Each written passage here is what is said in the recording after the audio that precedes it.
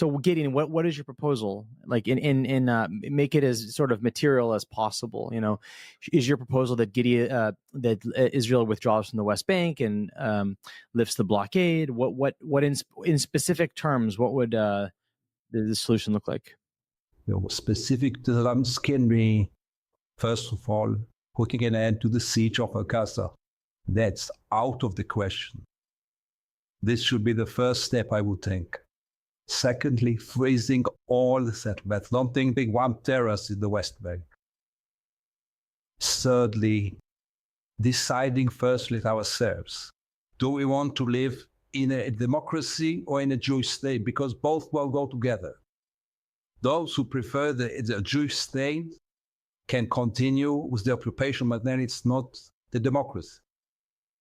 Those who prefer democracy must understand it's either ending the occupation or keeping equal rights to anyone who lives under the rule between the Jordan River and the Mediterranean. Equal rights, one person, one voice. That's my vision. It's now, things now far-fetched, but I think it's the last one remains. Because it's either we are living in one state. For over 50 years, we are living in one state. The only question is, what is there a Jew in this state? I would rather see it as a democracy. The alternative is an apartheid state. There is no subway. So Israel and Palestinian, but first of all, Israel should decide what that's both. Where are we aiming? Another war and another war and another war. So Gideon said three things. The first, Stephen, is ending the siege in Gaza. The second is no more settlements in the West Bank, and Gideon even characterized the settlers as terrorists. And the third point is deciding whether we want a Jewish state or a democratic state, and Gideon's asserting that those are categorically distinct.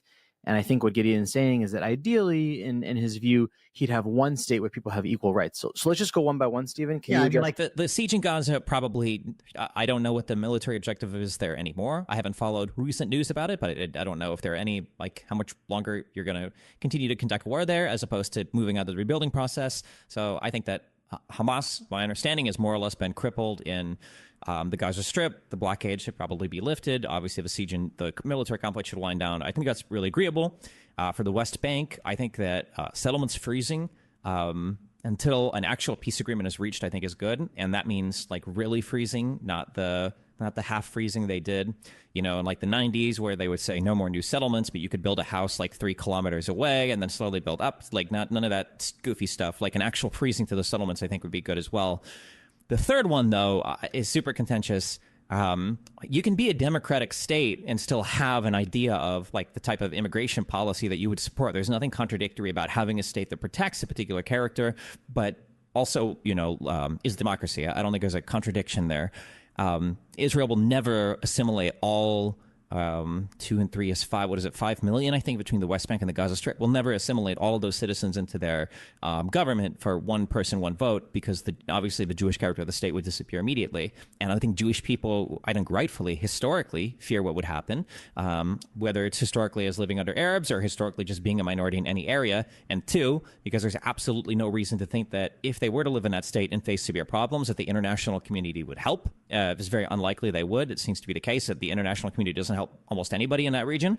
So I don't think that idea that one state assimilation will ever happen, which is where I think it's probably important to move towards some kind of 2-state solution for any kind of like actual realistic chance at a lasting agreement.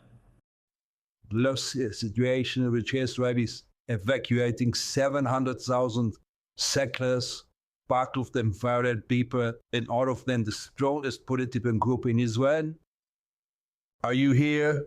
You really believe that this is possible? Or do you really believe that there is room for a viable Palestinian viable state without evacuation of all the settlers, but even those 20% of their men will be populated with violent colonialists?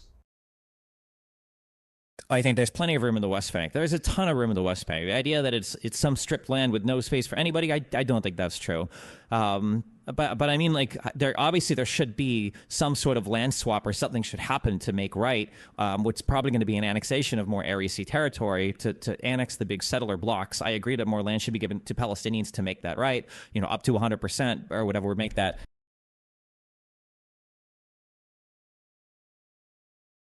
It's not a question of space. It's a question that there's no room which is Palestinian. It's all for resettlements. Deliberately, obviously. You cannot have a state with 700,000 people who will do anything possible, sabotage it. What kind of state will it be? Not to speak about the idea that should be dematerialized. I mean, Islam has the right to have all the arms in the world, and the Palestinian state, everybody agrees, should be dematerialized. Why? What about their right to save the friends? Oh yeah, I would hope that the demilitarization thing would be an agreement that would ease over years. I guess the security situation is assured on both sides. I agree that the West Bank should be contiguous. That the really deep, I think settlements like Yitzhar, like Ariel. There are deep settlements that I think should just be either destroyed or just given to whatever Palestinian state exists. I don't agree that you can create a West Bank that has all of these random Israeli outposts turned settlements like dotted in between. I agree that those should be gone. I think only like big blocks near the Green Line should be incorporated into Israel proper if an agreement is reached. But there's never going to be a one state. That will never happen, right? There's even moderate Israelis would never agree to be a minority in an Arab state. This would never happen. There's a greater chance that every Israeli, and Palestinian citizen come together tomorrow and sing songs of peace and make a two-state solution before a one-state solution is ever accepted. It would just never happen.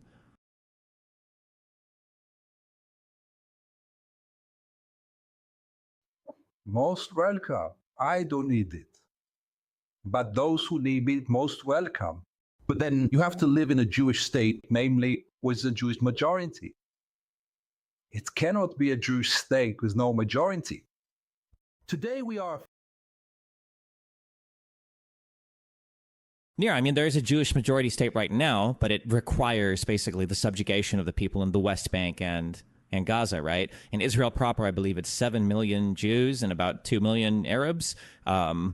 And then or Palestinian Arabs, and then in the West Bank, I think it's around 5 million, and then I think in the Gaza Strip, I think it's 2 million, or it might be 3 million in the West. But basically, it would be about an equal number, a little bit favoring the Palestinians there if they were to incorporate everything. Which, yeah, obviously, and then plus the right of return would make it so the Jewish people would completely lose their ethnic status and protections as being a majority there, and now they would be ruled by Arabs again. There's no way that even moderate Israelis would never accept that living condition. I don't think. So Jews from the whole world who have never been here have the full right to come here, and Palestinians who were born here, whose parents were born here, have no right to immigrate here. This sounds to you like justice, right?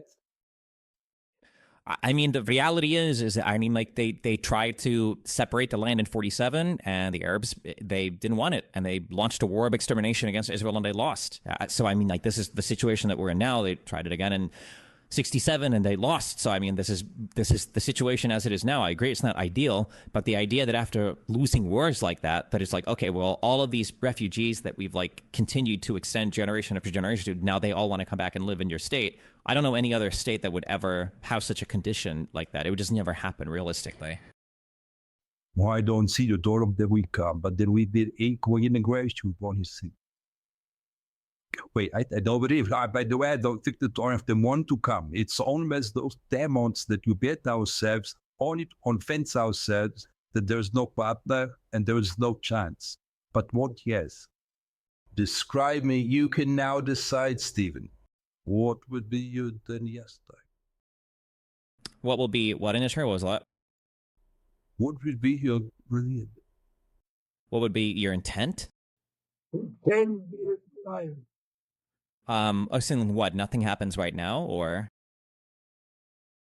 Well, right now, I think Israel is aiming towards destruction. I think that Israeli leadership has very arrogantly assumed that they can just kick the can down the road on the Palestinian problem and ignore it forever. And obviously, that is a huge mistake. It shows a huge amount of hubris. It shows a lot of arrogance. It shows a lot of idiocy. It's not good. Yeah, right now, I think Israel is on a very, very, very bad path because the international community won't bear the Palestinian living conditions for forever. The Arab citizens in the surrounding states probably won't bear it forever. The Palestinians within Israel are a vector through which Iran or other proxies can attack Israel. It's disruptive of the entire Saudi versus Iranian axis to have this problem here. I think Israel's in a very bad spot right now. And I think Israel largely has itself to blame for not being more aggressive in solving this issue. I do agree with that. So what will change it? What will change it? Personally, probably nothing. That's what it seems like. It feels like historically the United States has been a big mover of peace. Carter, I think, was a really big reason for peace with Egypt. Bill Clinton really wanted to do something with Arafat and it was Ehud Barak, I think, right? But the right now in the United States, I don't know how much of all of U.S. Our politics are a fucking nightmare here. I don't think any of our American leaders have any mind for the Middle East or any long-term vision. So then it's just the rest of the world. I think Israel probably doesn't trust any other country internationally for good reason. The ICC and the ICJ are quite heavy-handed when it comes to Israel. And obviously they feel surrounded by enemies or supporters of enemies. And even their allies are lukewarm when you look at countries like Saudi Arabia and Jordan. So, I don't know. It's a really bad... It's a really bad situation right now because there needs to be like a heroic leader, like another Rabin, if you'd consider him that, another Sadat, if you'd consider him that. It needs to be somebody like this who wants to come up and make like a hard negotiation. Maybe another Sharon type figure to say we're taking half the settlements out of the West Bank in order to make this peace agreement or something like that. But I don't see an end or anything right now. Because both sides just have mutually exclusive desires. I don't know. And why can't, Gideon, we give more agency to the Palestinians? I hear your point about there not being a symmetry between Israel and Palestine because Israel has more power and therefore the onus for diplomacy. Not about power. Israel is the occupier. It's not only about power. Israel is the colonizer and the occupier. So the onus is more on Israel to create diplomacy and justice. But my question is, should we really attribute zero agency to the Palestinians? Doesn't the fact that Palestinians have never agreed to an Israeli state, doesn't that matter at all? I understand they're as you say, the victim, but do we attribute zero agency to them? Shouldn't that matter a little bit? First of all, Arafat was recognizing the state of Israel, but I don't want to get to this corner because it's not about, when the Palestinians recognize Israel is saying it, but they don't mean it. And when they don't recognize it, then they don't recognize it. Don't think they're marginal. Is there a real will of Israel to perceive the Palestinians as equal human beings, yes or no? And the answer is no, with the capital N. And as long as this is the situation, no diplomacy will solve it, unless the international community will decide that apartheid is unacceptable. But after what happened in Gaza and Lebanon, it is unacceptable that Israel will be part of the Lebanon world because it is gay-friendly. And then we'll see what will be the consequences. Israel will not wake up one shiny morning and say, oh, the occupation is not so nice, let's put an end to it. It will never happen. So what, Destiny, do you agree? No, I mean, conditions on the ground can change dramatically if the leadership is there for it. But you have to have the leader. But I don't think anybody would have thought that Israel could have ever been at peace with any surrounding Arab states. And it took a huge commitment from Sadat, going before the Knesset and speaking to Israelis and the suspension, I think, of Egypt from the Arab League for, I think, a decade for him to do that. And it was a really big movement. And it showed that there can be a country that can be at peace with Israel. I think that Begin said, I think he said he would never give anything up to an Arab state. And they ended up giving back the entire Sinai to Egypt. It can happen. Sharon's decision to disengage from Gaza was incredibly unpopular. But he did it. It was probably for the best. He wanted to fully disengage from the West Bank too. That would have been probably even better. I think he ended up pulling out like 9 or 10 settlements. But there have to be brave leaders to do it. There is no Holocaust without Hitler. There is no, peace in the Middle East without Carter and without Sadat and without Begin. There is you need these people, you need these leaders and these figures to come up and make these brave commitments, and the people will change accordingly. That the people's moods and minds will change. I think if leadership is there, like right now, if you poll people, nobody is in favor of a two-state solution on the Palestinian side or the Israeli side. But if it came out tomorrow that Netanyahu and Abu Mazen came out and they had agreement and they were like, hey, listen, this is what we have. We've agreed to literally everything. You're not going to like some of it. They're not going to like some of it, but here it is. I think people's minds would change very quickly if that was 100% on the table, ready to be agreed to, and everybody was okay with it in leadership, I would say. Yes, but listening to you, I'm come to the conclusion that we will wait now to another leadership. Israel wants justice, but it's just a question of the right leader in the right timing. But my claim is that Israel did anything possible to sabotage any kind of settlement from 67 and maybe from 48. It never had an intention really to give up territories or really to let Palestinians have a sovereign state. Never for a moment. And therefore, I claim that just waiting now for the right leader is just playing into the hands of the occupation. So it will last another 100 years, because the right Rabbi will not be born.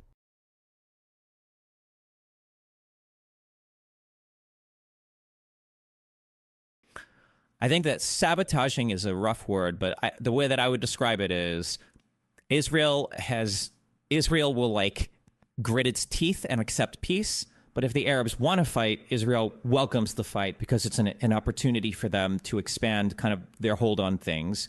But I mean, it takes two to play in that situation, right? Like at any point, a lot of the Israeli project could have been unplugged if the Arab states would have been like, okay, you know what? We will agree to this. Fine.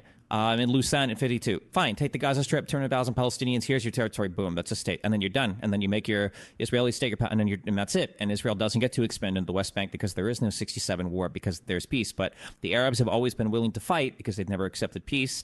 Israel's always been willing to return the fight because it means that they get to expand with this righteous anger. And both sides have just, been fully incentivized to fight with each other. But as time has gone on, it hasn't gone well, I think, on the Palestinian side. That's why you've seen all of their allies drop off, on the Arab world, where they're finally like, okay, well, fighting with Israel kind of sucks. We're done with it. And now the only allies that are in the Palestinian corner are Iranian proxies. It's not good.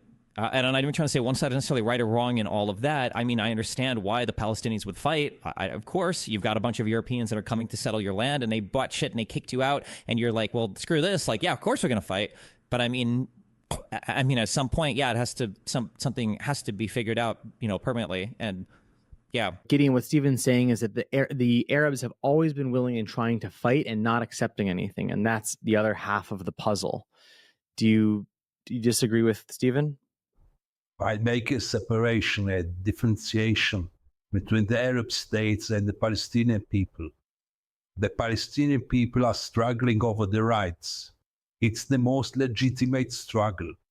And by the way, even according to the international law, which is irrelevant, there is the right to struggle also in a violent way if it's about checking your rights.